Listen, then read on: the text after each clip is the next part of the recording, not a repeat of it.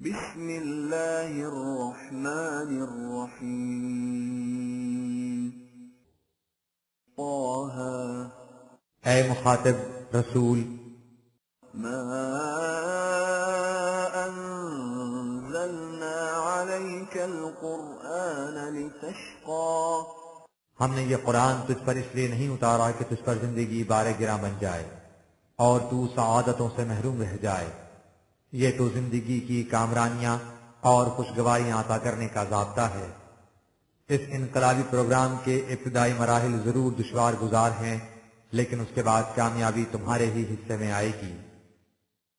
إلا تذكرة لمن يخشى اس کے نازل کرنے سے مقصد یہ ہے کہ جو شخص ڈرتا ہو کہ وہ کہیں زندگی کی شادابیوں سے محروم نہ رہ جائے، یہ اس کے لیے اقبال مندیوں اور سرفرازیوں کا موجب بنے۔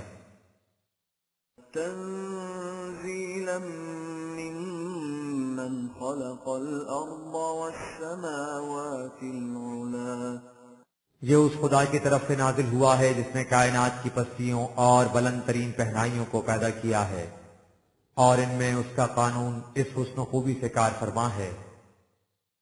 الرحمن على العرش استوى وہ خدا جس کی قبضہ قدرت میں کائنات کا پورا کنٹرول ہے، بلند ترین پہنائیوں سے لے کر پست ترین گہرائیوں تک۔ له ما في السماوات وما في الأرض وما بينهما وما تحت الثرى اور یہ تمام مہیر العقول کارگہ اس کے مقرر کردہ پروگرام کی تکمیل کے لیے مصروف تگوتاز ہے، اور یہ سارا کنٹرول اس لیے ہے کہ ہر شے کو سامان نشو و نما ملتا رہے اور ہر عمل کا صحیح نتیجہ مرتب ہوتا رہے۔ وَإِن تَجْهَرْ بِالْقَوْلِ فَإِنَّهُ يَعْلَمُ السِّرَّ وَأَخْفَى جب اس کے قانون مکافات کی کار فرمائی کا یہ عالم ہے کہ یہ تمام سلسلہ کائنات اسی کے لیے سرگرم عمل ہے، تو اس کے نزدیک یکساں ہے کہ تو کوئی بات پکار کر کہے یا چپکے سے، وہ تو تمہارے ہر بھید بلکہ بھید سے بھی زیادہ مخفی شے، نیت و ارادہ تک سے بھی واقف ہے۔ اللہ لا الہ الا هو له الاسماء الحسنى حقیقت یہ ہے کہ کائنات میں تمام اقتدار اور اختیار اسی کا ہے، اس کے علاوہ کوئی اور صاحب اقتدار ہستی نہیں۔ اس کی تمام صفات جو قرآن میں مذکور ہیں انتہائی حسن توازن کے ساتھ اس کی ذات کے مختلف پرتوں ہیں۔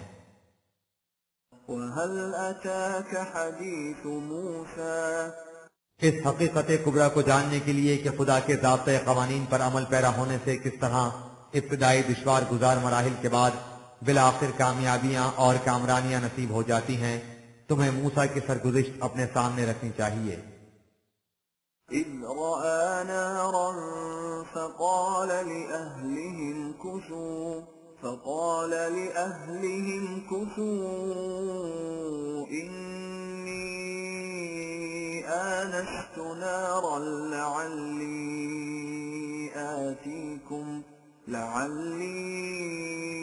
آتِيكُم مِّنْهَا بِقَبَسٍ أَوْ أَجِدُ عَلَى النَّارِ هُدًى اس داستان کا آغاز ہم اس مقام سے کرتے ہیں جب اس نے دور سے آگ دیکھی تو اپنے ساتھیوں سے کہا کہ میں نے آگ دیکھی ہے، تم یہاں ٹھہرو، میں جاتا ہوں، ممکن ہے میں وہاں سے تمہارے لیے ایک انگارہ لے آؤں، یا کم از کم الاؤ پر کوئی ایسا آدمی مل جائے جو ہمیں اس اندھیری رات میں راستے کا پتہ نشان بتا سکے۔ تنہا عقل انسانی وحی کی مدد کے بغیر اس طرح قیاسات سے نشان راہ تلاش کرنے کی کوشش کرتی ہے۔ فَلَمَّا أَتَاهَا نُودِيَ يَا مُوسَىٰ جب موسیٰ آگ کے قریب پہنچا تو ایک آواز آئی کہ اے موسیٰ، إِنِّي أَنَا رَبُّكَ فَاخْلَعْ نَعْلَيْكَ إِنَّكَ بِالْوَادِ الْمُقَدَّسِ طُوًى میں تیرا نشو و نما دینے والا ہوں، تو اب اس مقام تک آ پہنچا ہے جہاں تیرے لیے عقل کے تجرباتی اور قیاسی طریق سے نتائج تک پہنچنے کی طول طویل مسافتیں لپیٹ دی گئی ہیں، اور اس کی جگہ وہی کا مقدس راستہ کھول دیا گیا ہے جہاں حقائق از خود منکشف ہو کر سامنے آ جاتے ہیں۔ لہذا تو اب اس لمبے سفر کے ساز و سامان کو الگ رکھ، اطمینان سے بیٹھ جا، وہ دور ختم ہو گیا۔ وَأَنَا اخْتَرْتُكَ فَاسْتَمِعْ لِمَا يُوحَىٰ۔ میں نے تجھے ایک عظیم مقصد کے لیے منتخب کیا ہے، سو جو بات تجھے اس وحی کے ذریعے بتائی جاتی ہے اسے دل کے کانوں سے سن۔ إِنَّنِي أَنَا اللَّهُ لَا إِلَٰهَ إِلَّا أَنَا فَاعْبُدْنِي وَأَقِمِ الصَّلَاةَ لِذِكْرِي۔ اس وحی کا اولی پیغام یہ ہے کہ خدا میں ہی ہوں، میرے سوا کائنات میں کسی اور کا اقتدار اور اختیار نہیں، اس لیے تو صرف میری محکومیت اختیار کر اور میرے قانون اور نظام کو غالب کرنے کے لیے صلاۃ کا نظام قائم کر۔ إِنَّ السَّاعَةَ آتِيَةٌ أَكَادُ أُخْفِيهَا لِتُجْزَىٰ كُلُّ نَفْسٍ بِمَا تَسْعَىٰ۔ اس حقیقت کو یاد رکھ کہ تیرے ہاتھوں ایک انقلاب عظیم رونما ہونے والا ہے۔ ہمارا پروگرام یہ ہے کہ وہ انقلاب جو اس وقت تک ظاہر بھی نگاہوں سے پوشیدہ تھا اب نکھر کر سامنے آ جائے۔ یہ انقلاب اس لیے آئے گا تاکہ ہر شخص کو اس کی محنت کا پورا پورا بدلہ مل سکے، اور سلب و نہب کا موجودہ فرعونی، قارونی اور حامانی معاشرہ جس میں حالت یہ ہے کہ محنت کوئی کرتا ہے اور اس کا ماحصل کوئی لے جاتا ہے، الٹ کر رکھ دیا جائے۔ یہ انقلاب نظام صلاۃ قائم کرنے سے آئے گا۔ فَلَا يَصُدَّنَّكَ عَنْهَا مَن لَّا يُؤْمِنُ بِهَا وَاتَّبَعَ هَوَاهُ فَتَرْدَىٰ۔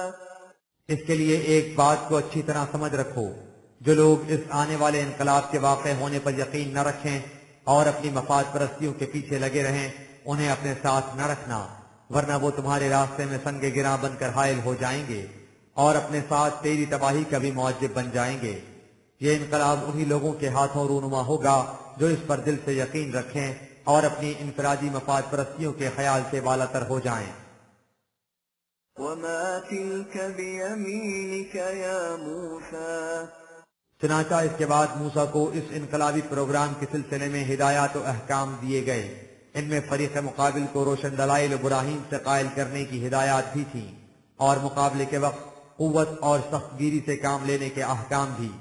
جب یہ احکام دیے جا چکے تو ندائے غیب نے کہا کہ اے موسیٰ، تم ان احکام و ہدایات پر قوت اور برکت ہر دو نقاط نگاہ سے غور کرو اور بتاؤ کہ تم انہیں کیسا پاتے ہو۔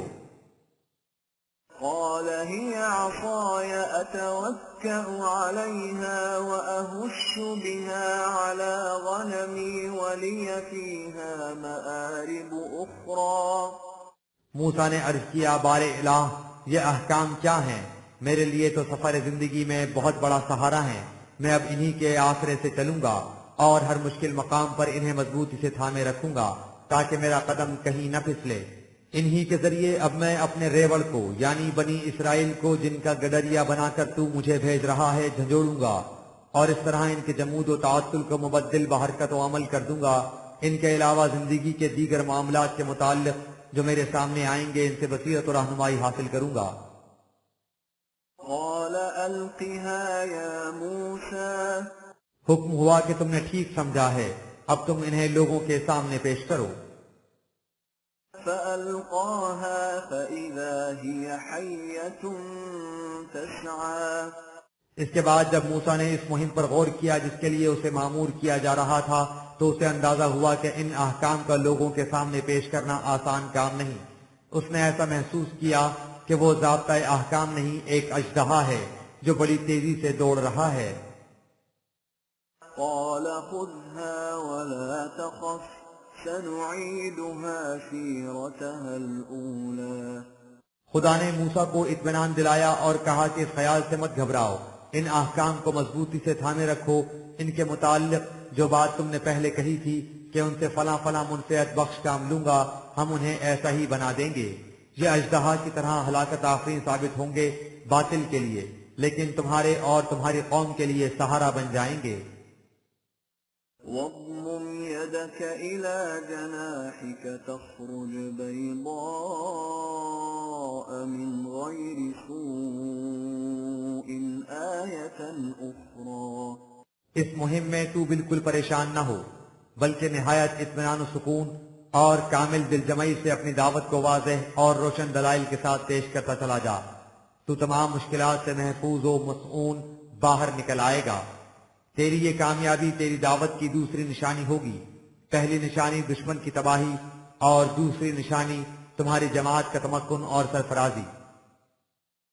لنريك من آياتنا الكبرى یہ احکام تجھے اس لیے دیے گئے ہیں کہ تجھے دکھا دیں کہ ان کے ذریعے کتنا بڑا انقلاب عظیم رونما ہو جاتا ہے۔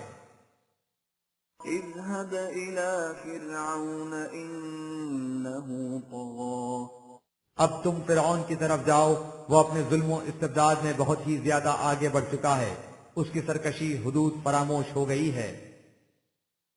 قال رب اشرح لي صدري جب موسیٰ نے یہ سنا کہ اسے کس مقصد عظیم کے لیے چنا گیا ہے اور اس کی ٹکر کن کن قوتوں کے ساتھ ہونے والی ہے، تو اس نے عرض کیا کہ اے میرے نشوونما دینے والے، یہ مہم بڑی سخت ہے، اس کے لیے تو میرے سینے میں وسعت اور کشاد عطا کر دے کہ بڑی سے بڑی مشکل بھی مجھے پریشان نہ کر سکے۔ ويسر لي أمري اور جو دشواریاں میری راہ میں آئیں انہیں مجھ پر آسان کر دے۔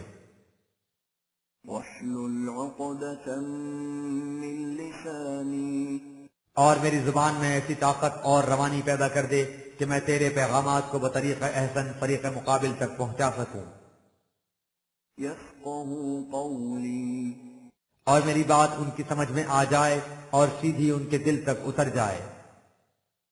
واجعل لي وزيرا من أهلي هارون أخي أشدد به أزري وأشركه في أمري کیونکہ یہ مہم بڑی سخت ہے، اس لیے میرے اہل خاندان میں سے میرے بھائی ہارون کو میرے ساتھ کر دے تاکہ وہ میرا بوجھ بٹائے، اس کی مدد سے میری قوت مستحکم ہو جائے گی، وہ اس عظیم مہم میں میرا شریک کار رہے گا۔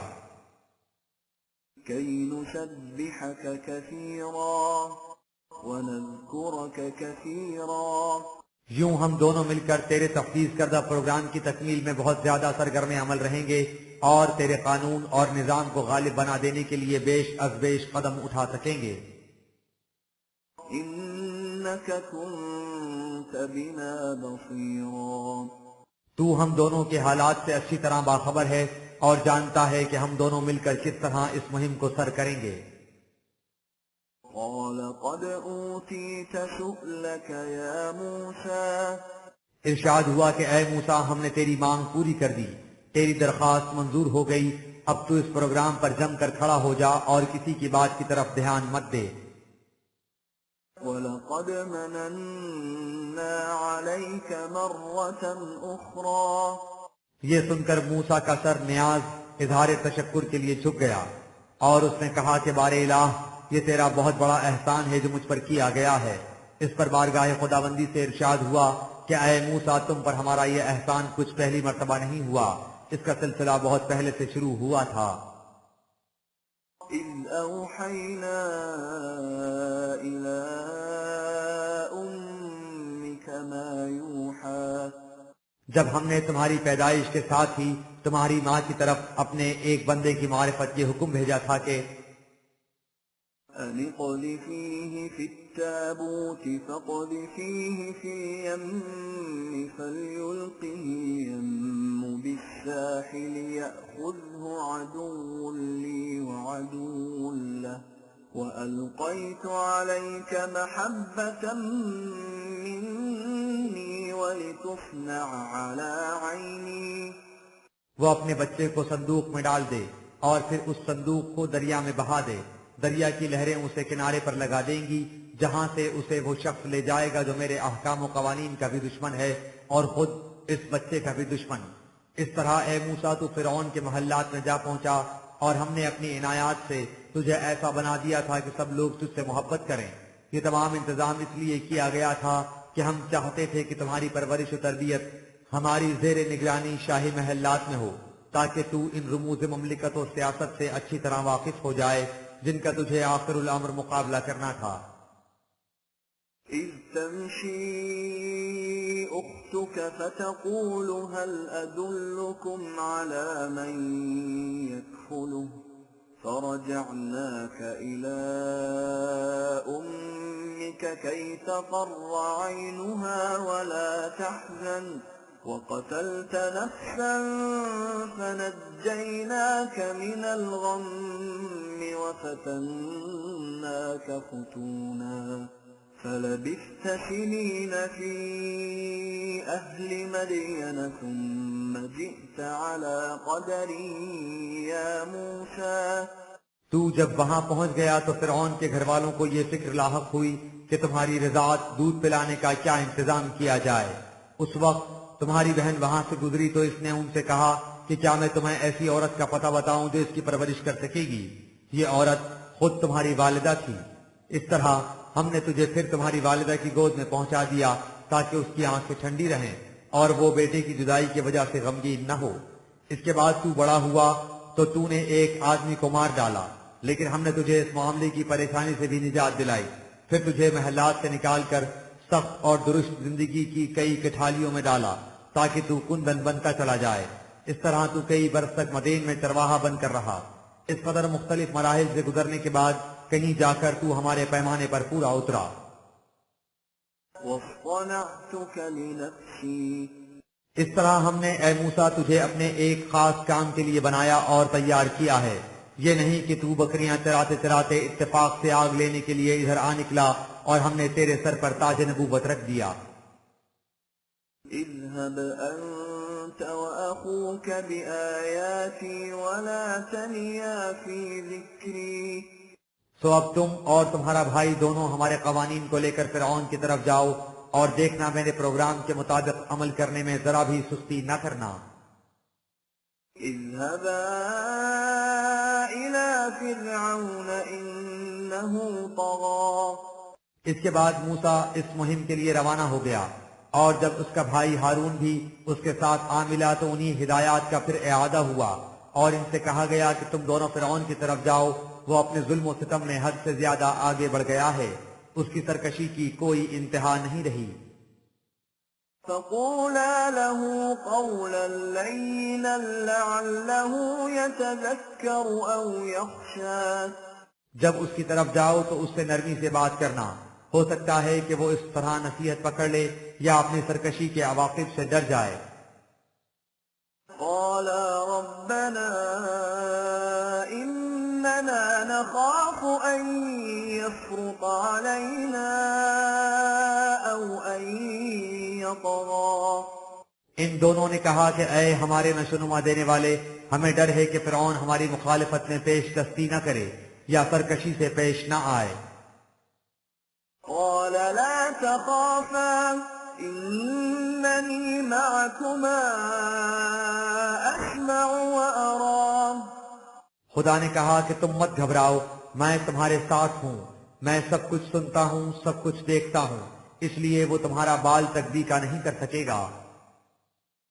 فأتياه فقولا إنا رسول ربك فأرسل معنا بني إسرائيل ولا تعذبهم قد جئناك بآية من ربك والسلام على من اتبع الهدى۔ تم اس کے پاس بے دھڑک جاؤ اور اس سے کہو کہ ہم تیرے پروردگار کے بھیجے ہوئے آئے ہیں۔ اس کا پیغام یہ ہے کہ تم بنی اسرائیل پر اس قدر سختیاں نہ کرو بلکہ انہیں ہمارے ساتھ بھیج دو۔ اگر تم اس راستے پر چلو گے جو خدا کا بتایا ہوا ہے تو تمہارے لیے سلامتی ہوگی، سلامتی ہوتی ہی اس کے لیے ہے جو خدا کے بتائے ہوئے راستے پر چلے۔ إنا قد أوحي إلينا أن العذاب على من كذب وتولى۔ لیکن اگر تم پیغام خداوندی کو جھٹلاؤ گے اور اس سے سرتابی اختیار کرو گے تو پھر تباہی اور بربادی کے عذاب میں گرفتار ہو جاؤ گے۔ اب تم خود سوچ سمجھ کر فیصلہ کر لو کہ تم کون سا راستہ اختیار کرنا چاہتے ہو۔ قال فمن ربكما يا موسى چنانچہ یہ دونوں بھائی فرعون کے پاس پہنچے اور اس تک خدا کا یہ پیغام پہنچایا۔ اس پر فرعون نے کہا کہ اے موسیٰ، پہلے یہ بتاؤ کہ جس رب کی طرف سے تم یہ پیغام لائے ہو تمہارا وہ رب ہے کون؟ تم جانتے ہو کہ ہر قبیلہ اور ہر قوم کا رب دیوتا الگ الگ ہوتا ہے، تمہارا رب کون سا ہے؟ قال ربنا الذي أعطى كل شيء خلقه ثم هدى موسیٰ نے کہا کہ ہمارا رب کسی خاص گروہ یا قوم کا رب نہیں، ہمارا رب وہ ہے جو ہر شے کو پیدا کرتا ہے اور پھر اسے وہ راستہ بتا دیتا ہے جس پر چل کر وہ اپنی منزل مقصود تک پہنچ سکتی ہے۔ انسانوں تک یہ رہنمائی وحی کے ذریعے آتی ہے جسے لے کر ہم تمہارے پاس آئے ہیں۔ قال فما بال القرون الأولى جب فرعون نے دیکھا کہ اس سوال کے جواب میں موسیٰ پر گرفت کی گنجائش نہیں نکل سکی تو اس نے بحث کا رخ بدلا اور خاص حکمت فرعونی سے کام لینا چاہا۔ اس کے گرد و پیش عمراء و وزراء بیٹھے تھے، وہ ان کے آباء و اجداد مشرک تھے اور موسیٰ کے معیار کے مطابق جہنم کے سزاوار۔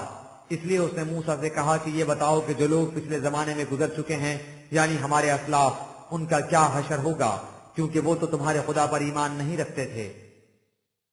قال علمها عند ربي في كتاب لا يضل ربي ولا ينسى اس نے یہ سوال اس نیت سے کیا تھا کہ جب اس کے جواب میں موسیٰ کہے گا کہ وہ سب جہنم میں جائیں گے تو اس کے اہل دربار مشتعل ہو جائیں گے اور یوں بنی اسرائیل کی آزادی کا مسئلہ مذہبی جذبات کے سیلاب میں بہہ جائے گا، لیکن اسے معلوم نہیں تھا کہ اس کا سابقہ کس سے پڑا ہے۔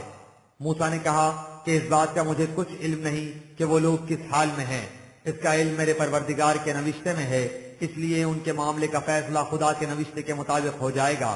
وہ خدا ایسا نہیں کہ کھویا جائے یا بھول میں پڑ جائے، اس لیے ان کا فیصلہ ٹھیک ٹھیک ان کے اعمال کے مطابق ہو جائے گا۔ تم اپنے پہلے سوال کا جواب سنو کہ جس رب نے ہمیں تمہاری طرف بھیجا ہے وہ رب کیسا ہے؟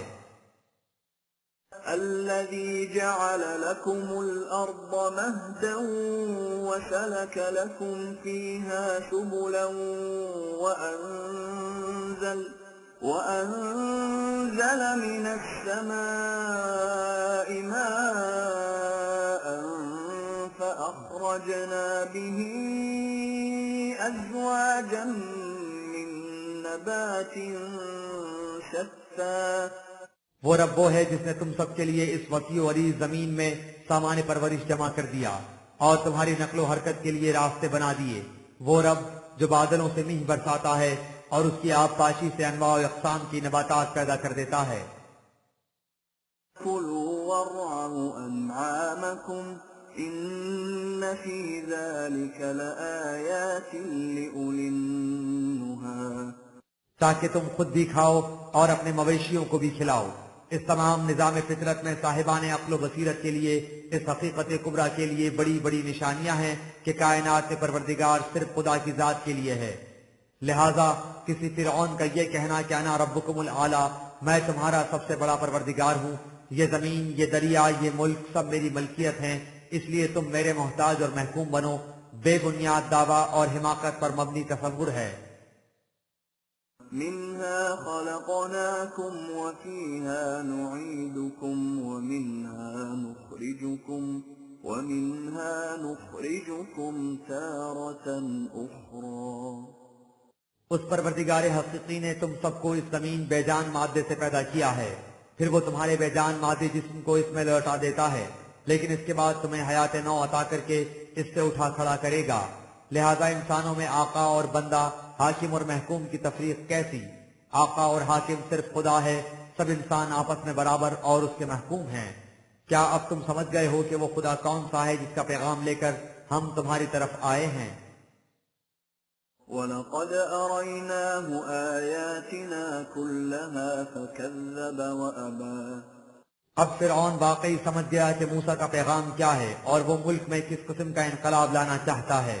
موسیٰ نے خدا کے احکام و قوانین نہایت وضاحت سے اس کے سامنے پیش کر دیے، اسے دکھا دیا کہ وہ کس قدر حق و صداقت پر مبنی ہیں، لیکن اس نے ان کی تکذیب کی اور انہیں ماننے سے انکار کر دیا۔ قال أجئتنا لتخرجنا من أرضنا بسحرك يا موسى اس نے موسیٰ سے کہا کہ کیا تو ہمارے پاس اس لیے آیا ہے کہ اپنے باطل مذہب اور نگاہ فریب دلائل کے زور سے ہمیں ہماری مملکت سے نکال باہر کرے؟ فلنأتينك بسحر مثله فاجعل بيننا وبينك موعدا لا نخلفه نحن ولا أنت مكانا سوى اگر یہی بات ہے تو ہم تیری اس سحر ترازیوں کا جواب سحر ترازیوں سے دیں گے، اس کا جواب ہمارے مذہبی پیشوا دیں گے، سو تو ہمارے اور اپنے درمیان مقابلے کے لیے ایک دن مقرر کر لے، اس کی خلاف ورزی نہ ہم کریں نہ تم کرو، ہمارے اور تمہارے درمیان یہ مقابلہ برابر کی سطح پر ہوگا۔ قال موعدكم يوم الزينة وأن يحشر الناس ضحى موسیٰ نے کہا کہ بہت اچھا، تمہارے مقابلے کے لیے جشن کا دن مقرر ہوا، دن چڑھے لوگوں کو اکٹھا ہو جانا چاہیے۔ فتولى فرعون فجمع كيده ثم أتى اس فیصلے کے بعد فرعون نے ان کی طرف سے توجہ ہٹا لی، اپنی تمام تدابیر کو یکجا جمع کیا اور مقررہ وقت پر مقابلے کے لیے آ گیا۔ قال لهم موسى ويلكم لا تفتروا على الله كذبا فيسحتكم بعذاب وقد خاب من افترى جو مذہبی پیشوا موسیٰ کے مقابلے کے لیے بلائے گئے تھے، موسیٰ نے انہیں مخاطب کر کے کہا کہ یاد رکھو تم تباہ ہو جاؤ گے، تم خدا کے خلاف افطرا پردازی مت کرو، اپنی طرف سے مذہب تلاش کر اسے اس کی طرف منسوب مت کرو۔ یاد رکھو خدا کا قانون یہ ہے کہ جو لوگ ایسا کرتے ہیں وہ خاسر و نامراد رہتے ہیں، وہ انہیں جڑ بنیاد سے اکھیڑ دیا کرتا ہے۔ فتنازعوا أمرهم بينهم وأسروا النجوى اس تقریر کا اثر یہ ہوا کہ ان مذہبی پیشواؤں نے آپس میں رد و کد شروع کر دی اور باہم سرگوشیاں کرنے لگ گئے، عوام پر بھی اس کا برا اثر پڑا۔ قالوا إن هذان لساحران يريدان أن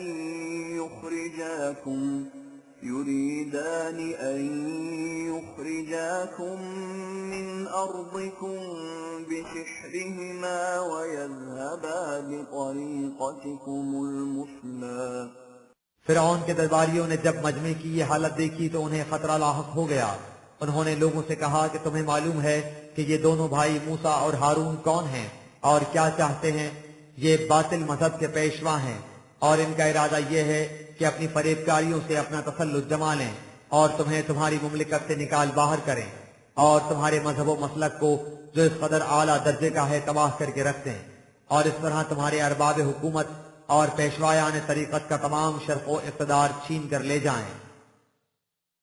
فأجمعوا كيدكم ثم أتوا صفا وقد أفلح اليوم من استعلى پھر انہوں نے اپنے مذہبی مناظروں کو خصوصیت سے مخاطب کر کے کہا کہ اپنے باہمی اختلافات کو چھوڑ کر اس مشترکہ دشمن کو مغلوب کرنے کے لیے اپنی تمام ہنرمندیوں اور تدابیر کو یکجا کر لو اور پھر پرا باندھ کر ان کے مقابلے کے لیے ڈٹ جاؤ۔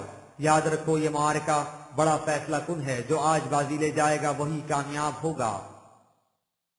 قالوا يا موسى إما أن تلقي وإما أن نكون أول من ألقى انہوں نے موسیٰ سے کہا کہ کیا مناظرے کے لیے تم پہل کرو گے یا جو کچھ ہم نے کہنا ہے پہلے کہہ ڈالیں؟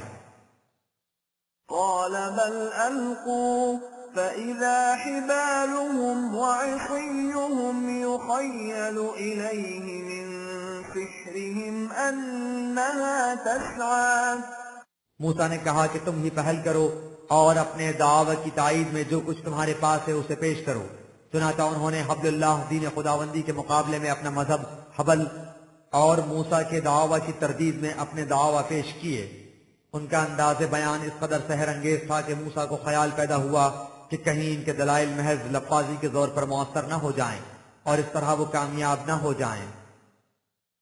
فأوجس في نفسه خيفة موسى اس احساس سے موسیٰ اپنے جی میں گھبرایا۔ قلنا لا تخف إنك أنت الأعلى تو ہم نے اسے تسلی دی اور کہا کہ گھبرانے کی کوئی بات نہیں، تم ان پر ضرور غالب آ جاؤ گے۔ وألق ما في يمينك تلقف ما صنعوا إنما صنعوا كيد ساحر ولا يفلح الساحر حيث أتى۔ انہوں نے جو دلائل پیش کیے ہیں وہ سب فریب انگیز ہیں، اور فریب دہی کبھی کامیاب نہیں ہوا کرتی، خواہ وہ کسی کی طرف سے بھی کیوں نہ ہو۔ یہ بات کہ ان مذہبی پیشواؤں کے ساتھ حکومت کی تائید بھی شامل ہے عوام کو مرعوب کر سکتی ہے، لیکن تمہارے دلائل کے سامنے ان کی پیش نہیں جا سکتی۔ اس لیے تم ان قوانین خداوندی کو جنہیں تم نے باعث یمن و سعادت پایا تھا روشن دلائل کے ساتھ پیش کرو۔ فألقي السحرة سجدا قالوا آمنا برب هارون وموسى۔ چنانچہ جب موسیٰ نے اپنے دلائل پیش کیے تو وہی ہوا جو خدا نے کہا تھا۔ فرعون کے مذہبی پیشواؤں نے اعتراف عجز کر لیا اور بے اختیار پکار اٹھے کہ ہم موسیٰ اور ہارون کے پروردگار پر ایمان لاتے ہیں۔ قال آمنتم له قبل أن آذن لكم إنه لكبيركم الذي علمكم السحر فلأقطعن أيديكم وأرجلكم من خلاف ولأصلبنكم في جذوع النخل ولتعلمن أينا أشد عذابا وأبقى۔ اس پر فرعون مارے غصے کے لال پیلا ہو گیا اور ان سے گرج کر کہا کہ ہیں تم میرے حکم کے بغیر رب موسیٰ و ہارون پر ایمان لے آئے ہو۔ ایسا معلوم ہوتا ہے کہ یہ موسیٰ تمہارا پیر و مرشد ہے جس سے تم نے یہ سب فریب انگیزیاں سیکھی تھیں، اور یہ جو کچھ ہو رہا تھا سب تمہاری ملی بھگت تھی۔ تم دیکھو میں تمہیں کیسی عبرت انگیز سزا دیتا ہوں۔ میں تمہارے ہاتھ پاؤں الٹے سیدھے کٹواؤں گا یا تمہیں الٹی ہتکڑیاں اور بیڑیاں ڈلواؤں گا، اور تمہیں کھجور کے تنوں کے ساتھ لٹکا کر سولی دی جائے گی، اور اس طرح تم دیکھ لو گے کہ ہم دونوں فرعون اور موسیٰ میں سے کون زیادہ سخت اور دیر پا عذاب دے سکتا ہے۔ قالوا لن نؤثرك على ما جاءنا من البينات والذي فطرنا فاقض ما أنت قاض إنما تقضي هذه الحياة الدنيا۔ انہوں نے اس گرج کو نہایت اطمینان کے ساتھ سنا اور دل کے پورے سکون سے کہا کہ جو حقیقت دلائل و براہین کی روح سے ہم پر منکشف ہو چکی ہے، نہ ہم اس پر اپنی باطل پرستی کو ترجیح دے سکتے ہیں، اور نہ ہی ہم اس خدا سے منہ موڑ کر جس نے ہمیں پیدا کیا ہے تمہارا حکم مان سکتے ہیں۔ تو جو کچھ کرنا چاہتا ہے کر گزر، تیرا فیصلہ بہرحال ہماری اسی دنیا کی زندگی سے متعلق ہو سکتا ہے، اس سے زیادہ تیری دسترس میں ہے ہی کیا۔ سو اس زندگی کی ہم پرواہ نہیں کرتے، کیونکہ زندگی یہیں ختم نہیں ہو جاتی، آگے بھی چلتی ہے، اور اس زندگی پر تمہیں کوئی اختیار نہیں۔ إنا آمنا بربنا ليغفر لنا خطايانا وما أكرهتنا عليه من السحر والله خير وأبقى۔ ہم اپنے نشوونما دینے والے پر ایمان لا چکے، اس سے ہماری دعا یہ ہے کہ وہ ہماری سابقہ غلطیوں کے مہلک اثرات سے ہماری حفاظت کر دے، بالخصوص باطل پرستی کی اس خطا کارانہ روش کے اثرات سے جس پر چلنے کے لیے تم نے ہمیں مجبور کر رکھا تھا۔ ہم اب دیکھ چکے ہیں کہ خدا کا قانون ہی بہترین اور باقی رہنے والے نتائج کا حامل ہے۔ إنه من يأت ربه مجرما فإن له جهنم لا يموت فيها ولا يحيا۔ اگر تو ہمیں مجرم سمجھتا ہے تو اس کی بھی ہمیں کوئی پرواہ نہیں، پرواہ اس بات کی کرنی چاہیے کہ انسان خدا کے حضور مجرم کی حیثیت سے نہ جائے، اس لیے کہ جو شخص وہاں مجرم بن کر جائے گا اس کے لیے جہنم کا وہ الم انگیز عذاب ہوگا جس سے انسان نہ زندوں میں شمار ہوگا نہ مردوں میں۔ ومن يأته مؤمنا قد عمل الصالحات فأولئك لهم الدرجات العلا۔ اس کے برعکس جو لوگ ایمان اور اعمال صالح کے متاع گراں بہا لے کر اس کے حضور جائیں گے تو یہی لوگ ہیں جن کے لیے بلند مدارج ہوں گے۔ جنات عدن تجری من تحتها الأنهار خالدين فيها وذلك جزاء من تزكى۔ ان کے رہنے کے لیے ایسے باغات ہوں گے جن کی شادابیوں میں کبھی کمی نہیں آئے گی، یہ اس کا صلہ ہے جس نے اپنے ذات کی نشوونما کر لی۔ وَلَقَدْ أَوْحَيْنَا إِلَى مُوسَىٰ أَنْ أَسْرِ بِعِبَادِي فَاضْرِبْ لَهُمْ طَرِيقًا فِي الْبَحْرِ يَبَسًا لَا تَخَافُ دَرَكًا وَلَا تَخْشَىٰ۔ اس کے بعد موسیٰ اپنی قوم بنی اسرائیل کی تعلیم و تربیت میں لگے رہے۔ پھر ہم نے وقت مقررہ پر موسیٰ کی طرف وحی بھیجی کہ ہمارے بندوں کو لے کر راتوں رات مصر سے نکل جا اور انہیں سمندر کے اس حصے سے پار لے جا جہاں پانی خشک ہو چکا ہے، اس طرح نہ تجھے تعاقب کرنے والوں کی گرفت کا خدشہ ہوگا اور نہ ہی غرق ہو جانے کا اندیشہ۔ فَأَتْبَعَهُمْ فِرْعَوْنُ بِجُنُودِهِ فَغَشِيَهُمْ مِنَ الْيَمِّ مَا غَشِيَهُمْ۔ جب موسیٰ اپنی قوم کے ساتھ مصر سے نکل گیا تو فرعون نے اپنے لشکروں کے ساتھ اس کا تعاقب کیا، لیکن سمندر کا پانی کا ریلا ان پر چھا گیا اور انہیں غرق کر دیا۔ وَأَضَلَّ فِرْعَوْنُ قَوْمَهُ وَمَا هَدَىٰ۔ اور اس طرح فرعون اپنی قوم کو لے ڈوبا اور اس نے ان کی رہنمائی سلامتی کے راستے کی طرف نہ کی، حالانکہ موسیٰ نے خدا کی یہ رہنمائی اس کے سامنے واضح طور پر پیش کر دی تھی۔ يا بني إسرائيل قد أنجيناكم من عدوكم وواعدناكم جانب الطور الأيمن ونزلنا عليكم المن والسلوى۔ اے قوم بنی اسرائیل، ہم نے اس طرح تمہیں تمہارے دشمن سے نجات دلائی تھی اور طور کی دائیں جانب موسیٰ پر وہ وحی کی تھی جس میں تمہارے لیے مستقبل کی کامرانیوں کے وعدے تھے، نیز تمہارے لیے صحرائے سینا میں من و سلوہ مہیا کر دیا۔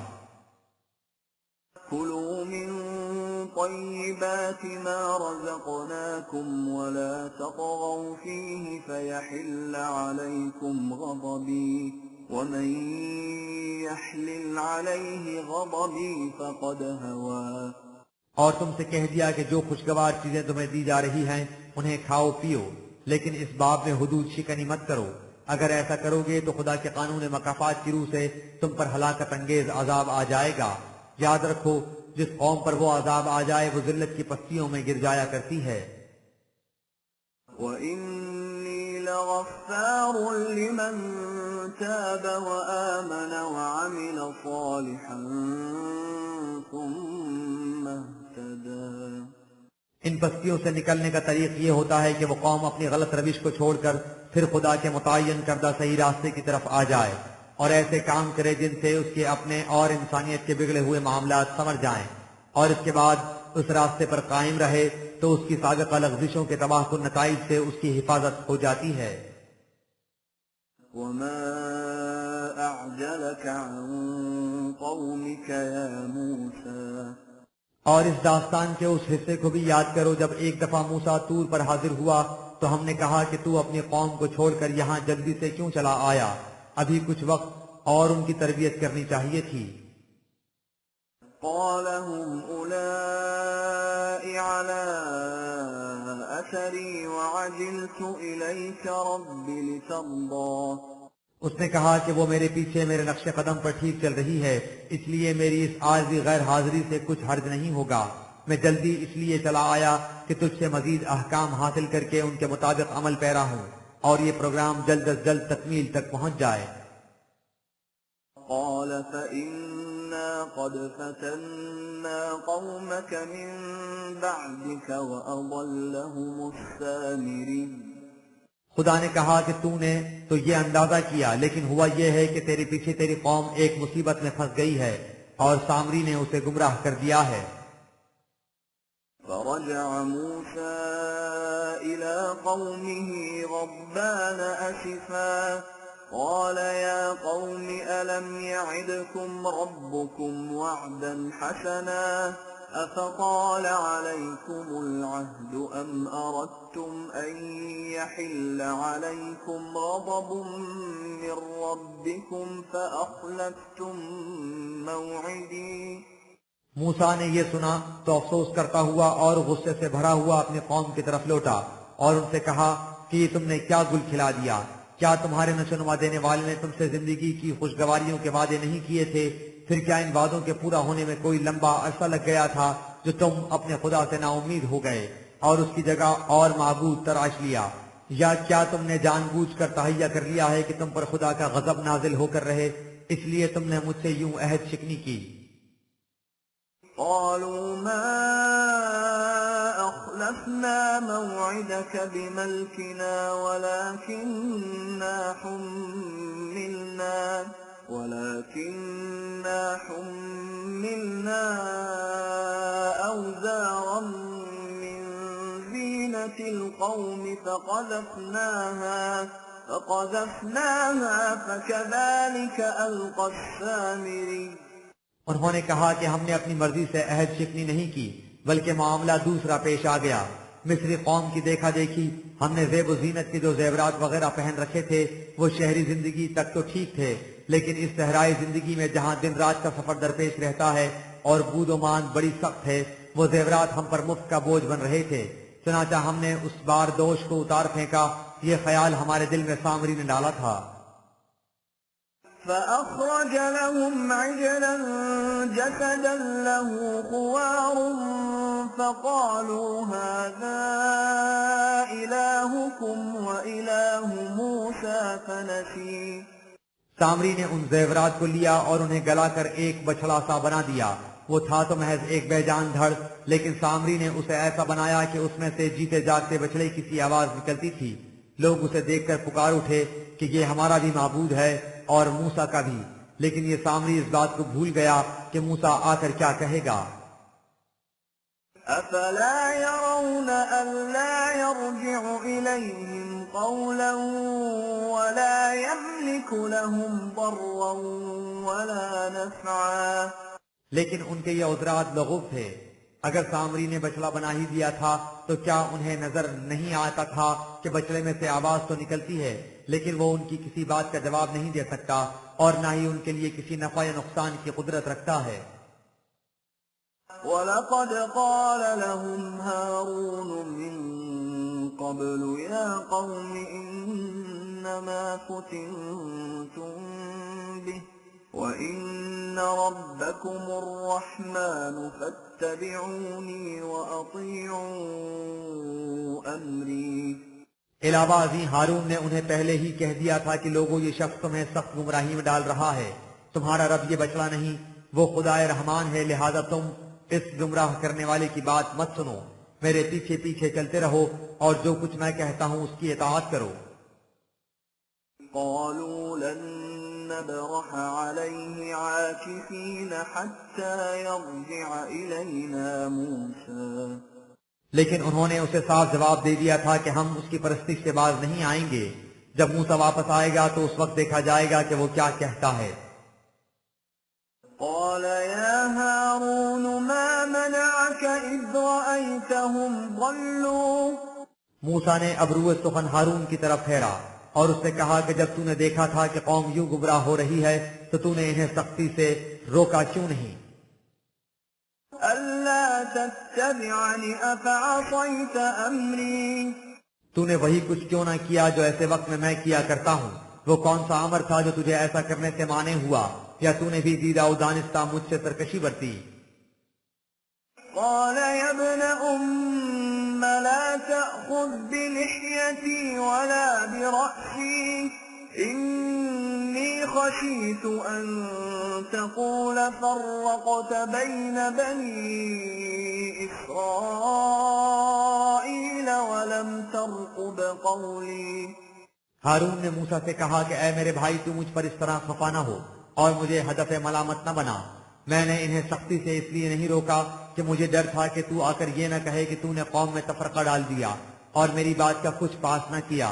میں نے قوم کی اس عارضی جہالت کو گوارا کر لیا لیکن اسے تفرقے سے بچا لیا. اس پر موسیٰ ہارون کی طرف سے مطمئن ہو گیا.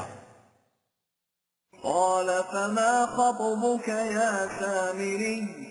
پھر وہ سامری کی طرف متوجہ ہوا اور اس سے کہا کہ تجھ پر ایسی کیا بنی تھی کہ تو نے یہ کچھ کر دیا.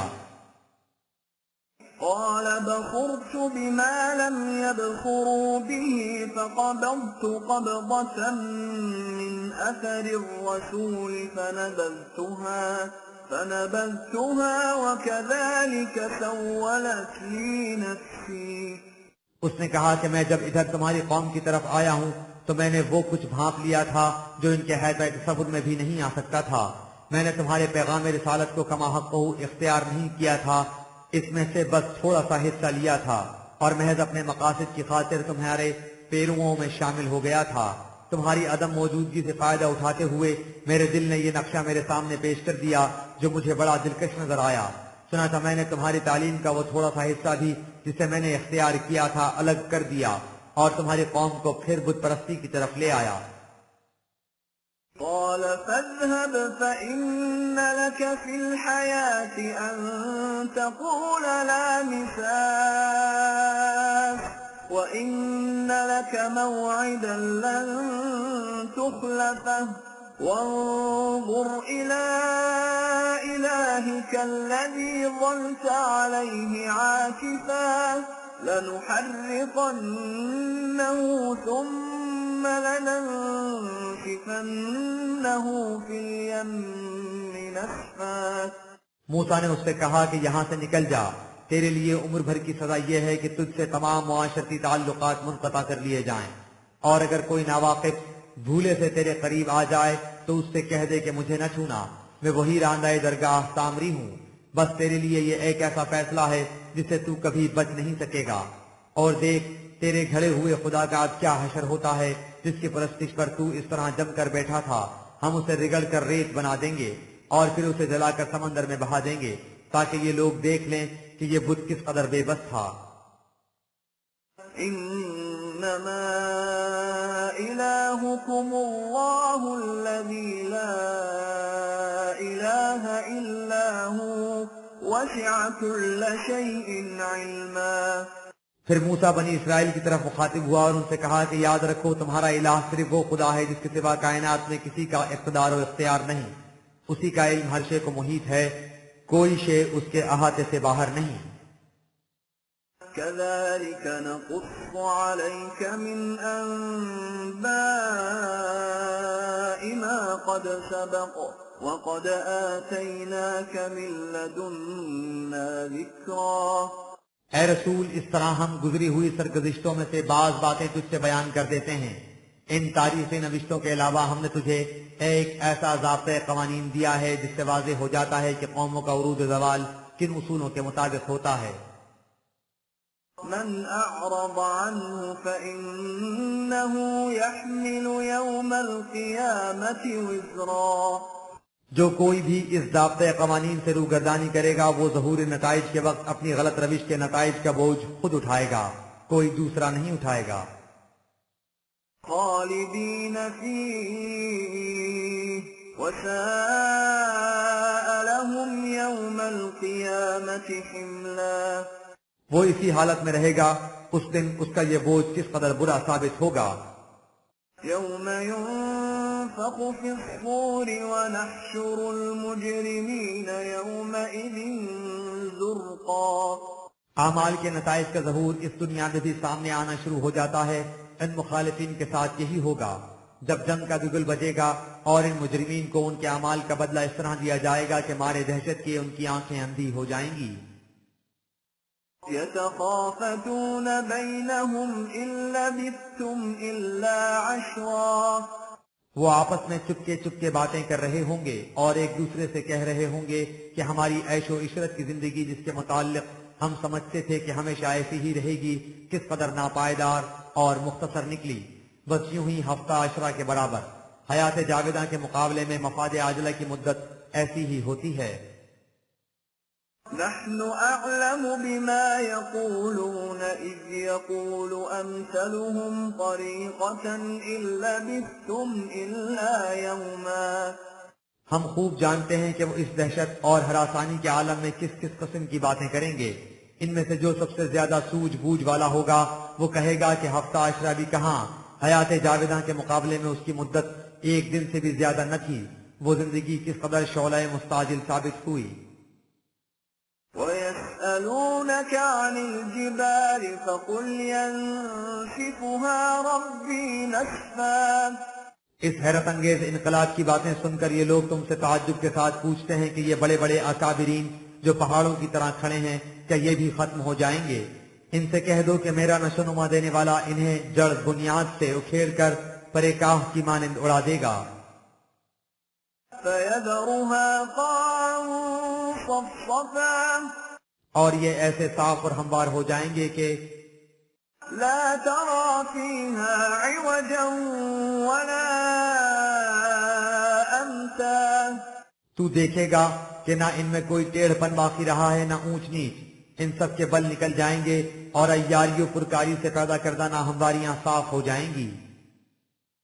يومئذ يتبعون الداعي لا عوج له وخشعت الأصوات للرحمن فلا تسمع إلا همسا اس وقت سب لوگ اس کے پیچھے چلیں گے جو آج اس انقلاب کی دعوت دے رہا ہے اور جس کی دعوت میں کسی قسم کا پیچ و خم نہیں، اور مخالفت کی تمام آوازیں خدائے رحمان کے نظام کے سامنے خاموش ہو جائیں گی، اور سوائے قدموں کی خاموش آہٹ کے اور کوئی آواز سنائی نہیں دے گی۔ يومئذ لا تنفع الشفاعة إلا من أذن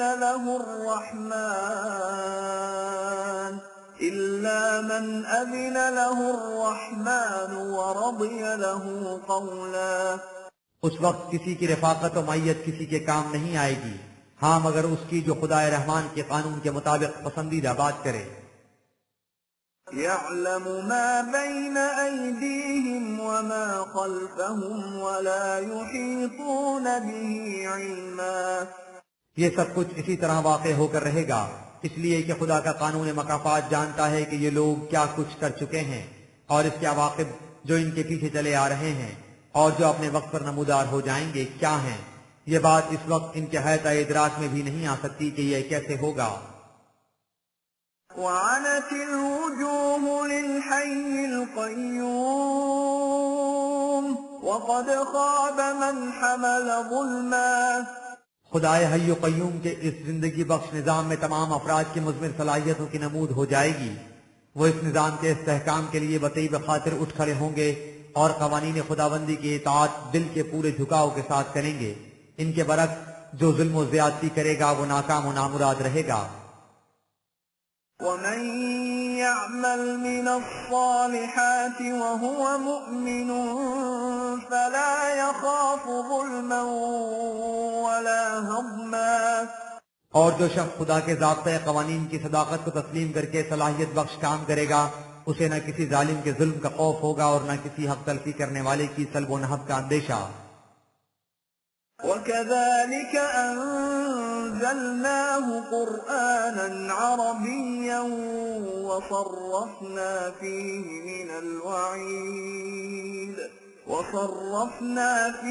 من الوعيد لعلهم يتقون أو يحدث لهم ذكرا یہ ہے وہ عظیم مقصد جس کے لیے ہم نے اس قرآن کو اس قدر واضح انداز میں نازل کیا ہے اور اس میں مختلف انداز سے زندگی کی غلط روش کے نتائج و عواقب کو بیان کر دیا ہے تاکہ لوگ اس روش سے بچ کر چلیں۔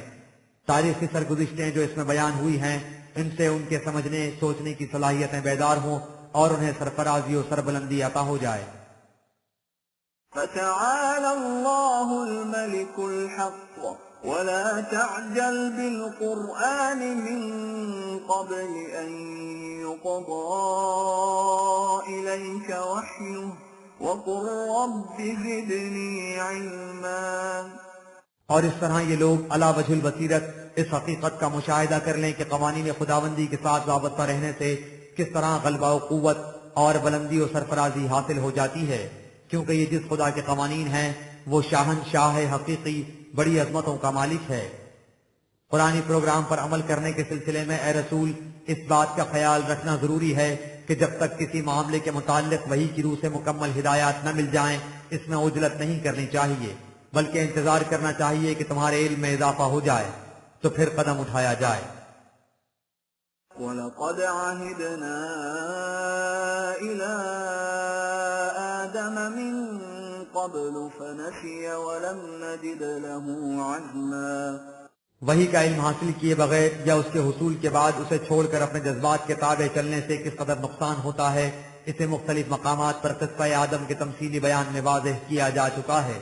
جیسا کہ ان مقامات میں بتایا جا چکا ہے، یہ قصہ کسی فرد کی داستان نہیں بلکہ خود انسان کی سرگزشت ہے جسے تمثیلی انداز میں بیان کیا گیا ہے۔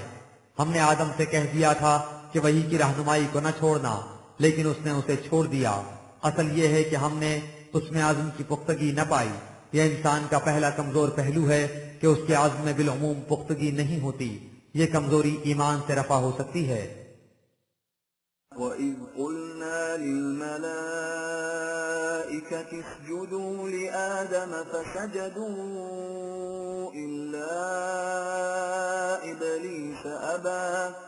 یہ قصے کے تمثیلی رنگ میں اس وقت کی بات ہے جب ہم نے ملائکہ سے کہا تھا کہ آدم کے سامنے جھک جاؤ تو وہ سب جھک گئے، لیکن ابلیس نہ جھکا۔ اس نے اس کے سامنے سر تسلیم خم کر دینے سے انکار کر دیا۔ یعنی فطرت کی قوتیں تو انسان کے سامنے جھک جاتی ہیں، لیکن اس کے اپنے سرکش جذبات ایسا نہیں کرتے۔ یہ بھی اسی صورت میں ممکن ہے کہ انسان اپنے جذبات کو وحی کے تابع رکھے۔ فَقُلْنَا يَا آدَمُ إِنَّ هَذَا عَدُوٌّ لَكَ وَلِزَوْجِكَ فَلَا يُخْرِجَنَّكُمَا مِنَ الْجَنَّةِ فَتَشْقَىٰ۔ ہم نے آدم کو بتایا کہ یہ تیرا اور تیری رفیقہ کا دشمن ہے، یعنی یہ جذبات صرف مرد یا تنہا عورت کے اندر نہیں ہوتے، مرد اور عورت دونوں کے اندر ہوتے ہیں۔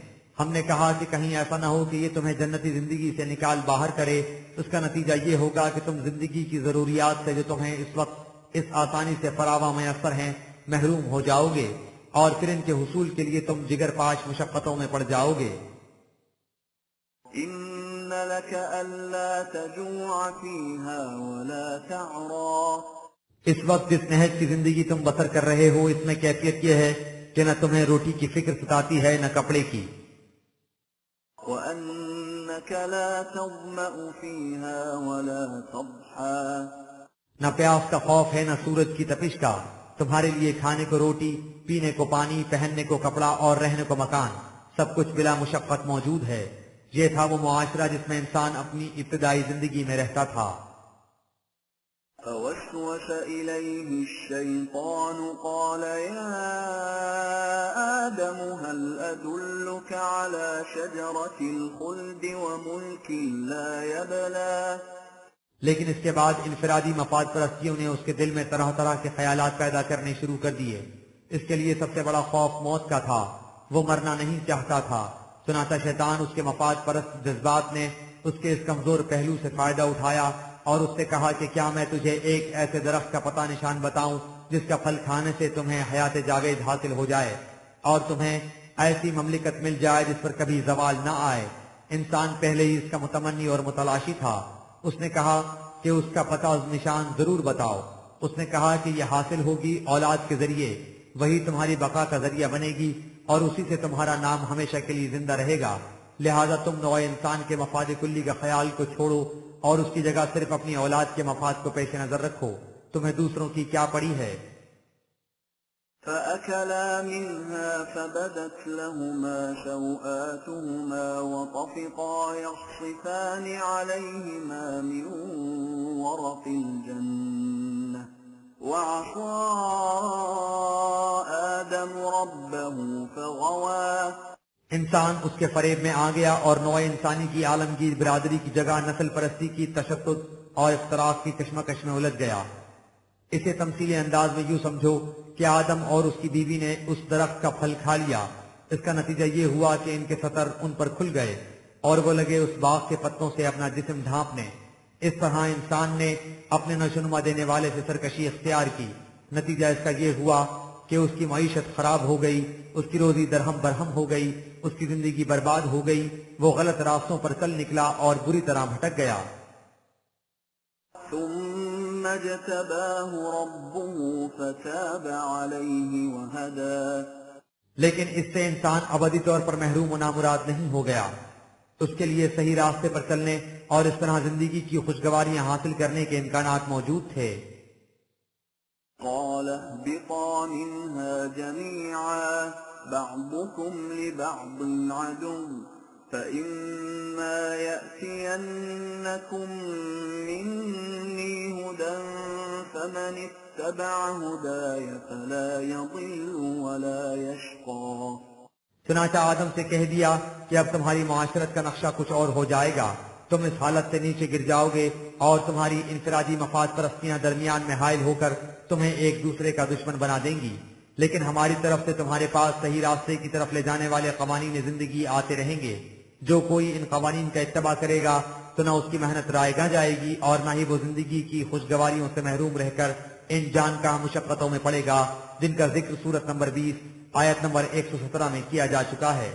اس طرح خدا اپنے الطاف کریمانہ سے اس کی طرف متوجہ ہوا اور کشاد و سعادت کے راستوں کی طرف اس کی رہنمائی کر دی، یوں انسان ہمیشہ کے لیے راندہ درگاہ ہونے سے بچ گیا۔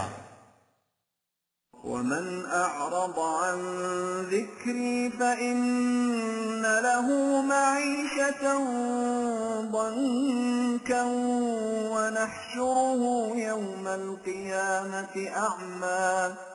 اس کے ساتھ ہی انسان پر اس حقیقت کو بھی واضح کر دیا کہ جو کوئی میرے قوانین سے اعراض برتے گا تو اس کی معیشت روزی تنگ ہو جائے گی اور ہم اسے ظہور نتائج قیامت کے دن اندھا اٹھائیں گے۔ زندگی کی روشن راہیں اس کے سامنے تاریک ہوں گی، اس کی غلط روش کا یہ انجام اس دنیا میں بھی ہوگا اور اس کے بعد کی زندگی میں بھی۔ قال رب لم حشرتني أعمى وقد كنت بصيرا۔ وہ کہے گا کہ اے میرا نشوونما دینے والے، تو نے مجھے اندھا کیوں اٹھایا؟ میں تو اچھا خاصا دیکھنے والا تھا۔ قال كذلك أتتك آياتنا فنسيتها وكذلك اليوم تنسى۔ اس سے کہا جائے گا کہ یہ اس لیے کہ ہمارے قوانین تمہارے پاس پہنچتے رہے لیکن تم نے انہیں ناقابل اعتنا سمجھ کر چھوڑ دیا، اس لیے آج تمہیں زندگی کی روشنی سے محروم کر دیا گیا ہے اور اپنے حال پر چھوڑ دیا گیا ہے۔ وكذلك نجزي من أسرف ولم يؤمن بآيات ربه ولعذاب الآخرة أشد وأبقى۔ جو کوئی بھی اپنے نشوونما دینے والے کے قوانین کی صداقت کو تسلیم نہیں کرتا اور ان سے سرکشی برتتا ہے، اسے ہمارے قانون مکافات کے مطابق اسی قسم کا بدلہ ملتا ہے، یعنی اس دنیا میں معیشت کی تنگی اور تباہی اور مستقبل کی زندگی میں اس سے بھی زیادہ شدید اور دیر پا عذاب۔ أفلم يهد لهم كم أهلكنا قبلهم من القرون يمشون في مساكنهم إن في ذلك لآيات لأولي النهى۔ اے رسول، کیا ان مخالفین پر یہ حقیقت واضح نہیں ہوئی کہ ہم نے ان سے پہلے اسی قانون مکافات کی روح سے کتنی قوموں کو تباہ کر دیا جنہوں نے ہمارے قوانین سے سرکشی اختیار کی تھی اور جن کی بستیوں میں اب یہ چلتے پھرتے ہیں۔ یقیناً ان تاریخی شواہد میں ان لوگوں کے لیے حقیقت تک پہنچنے کی نشانیاں ہیں جو عقل و فکر سے کام لیتے ہیں۔ ولولا كلمة سبقت من ربك لكان لزاما وأجل مسمى۔ حقیقت یہ ہے کہ اگر تیرے نشوونما دینے والے کے قانون مہلت کے مطابق ظہور نتائج کا وقت مقرر نہ ہو چکا ہوتا، جس طرح تخم ریزی کے بعد فصل پکنے کا وقت مقرر ہوتا ہے، تو ہلاکت کا عذاب جس کا فیصلہ ہو چکا ہے ان کے ساتھ کبھی کا چپک گیا ہوتا۔ فاصبر على ما يقولون وسبح بحمد ربك قبل طلوع الشمس وقبل غروبها ومن آناء الليل فسبح وأطراف النهار لعلك ترضى۔ لہذا جو کچھ یہ لوگ کہتے ہیں اس سے تنگ نہ پڑو، نہ ہی حوصلہ ہارو، بلکہ اپنے مشن پر نہایت استقلال سے قائم رہو۔ صبح شام رات کی گھڑیوں میں دن کے اطراف میں، یعنی دن رات ایک کر کے نظام خداوندی کے قیام میں اسی طرح تگ و تاز کرتے رہو کہ وہ اس کی حمد و ستائش کے زندہ شہادت بن کر دنیا کے سامنے آ جائے۔ اس طرح تیری تمام آرزویں پوری ہو جائیں گی۔ ولا تمدن عينيك إلى ما متعنا به أزواجا منهم زهرة الحياة الدنيا لنفتنهم فيه ورزق ربك خير وأبقى۔ اور جو کچھ ہم نے ان لوگوں کے مختلف طبقات کو دنیاوی زندگی کی آرائش و آسائش کا سامان عطا کر رکھا ہے، اس کی طرف نگاہ اٹھا کر بھی نہ دیکھو، اور اس بات کا خیال تک بھی نہ کرو کہ غلط روش پر چلنے والے اس قدر خوشحال ہیں اور ہم صحیح راستے پر چلنے والے مشقتیں جھیل رہے ہیں۔ اصل یہ ہے کہ یہ زیبائش و آرائش کا سامان ایک کٹھالی ہے جس میں ان لوگوں کو ڈال رکھا ہے، یہ اپنی آگ میں خود ہی جل کر بھسم ہو جائیں گے، اور انجام کار تم دیکھو گے کہ جو کچھ خدا کے نظام ربوبیت کی روح سے ملتا ہے اس میں ہر طرح کی خوشگواری ہوتی ہے اور اسی کے لیے بقا ہوتی ہے۔ وَأْمُرْ أَهْلَكَ بِالصَّلَاةِ وَاصْطَبِرْ عَلَيْهَا لَا نَسْأَلُكَ رِزْقًا نَحْنُ نَرْزُقُكَ وَالْعَاقِبَةُ لِلتَّقْوَى۔ لہذا تو اپنی جماعت کے لوگوں کو اس کی تاکید کرتا رہے کہ وہ فرائض خداوندی کی تکمیل کے لیے ہمیشہ سرگرم عمل رہیں، اور خود بھی اس پروگرام پر استقامت سے جمع رہیں۔ ان سے کہہ دو کہ یہ نظام خداوندی تم سے کھانے کے لیے کچھ نہیں مانگے گا، اگرچہ اس وقت یہی نظر آتا ہے کہ یہ تمہارا سب کچھ لیے جا رہا ہے، اس کے برعکس یہ تمہارے سامان زیست کی ساری ذمہ داری اپنے سر لے لے گا، اور جو لوگ اس کی نگہداشت کریں گے انجام کار ہر قسم کی خوشگواریاں انہی کے لیے ہوں گی۔ وَقَالُوا لَوْلَا يَأْتِينَا بِآيَةٍ مِّن رَّبِّهِ أَوَلَمْ تَأْتِهِم بَيِّنَةُ مَا فِي الصُّحُفِ الْأُولَى۔ اور یہ مخالفین کہتے ہیں کہ یہ رسول اپنے رب کی طرف سے کوئی واضح نشان کیوں نہیں لے آتا تاکہ اسے دیکھ کر سب ایمان لے آئیں۔